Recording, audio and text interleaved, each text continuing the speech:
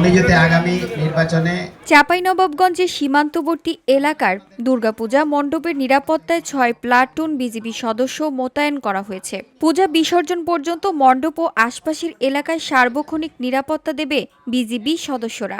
BGB কর্মকর্তা বলছেন, সীমান্ত এলাকায় দুর্গাপূজাকে ঘিরে কোনো অপ্রীতিকর ঘটনার আশঙ্কা নেই।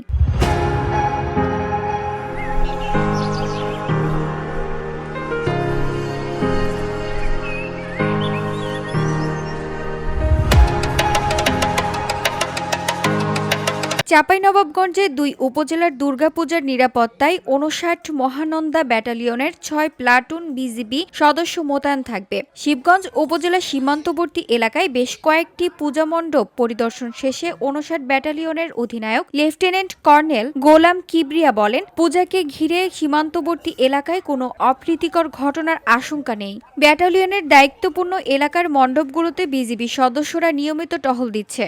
সীমান্তবর্তী গ্রামীণ মণ্ডপগুলোতে অত্যন্ত আনন্দঘন ও উৎসবমুখর পরিবেশে দুর্গাপূজা উদযাপিত হচ্ছে। কার্যকারী করাটা হচ্ছে বড় কথা। VOD Bangla news desk.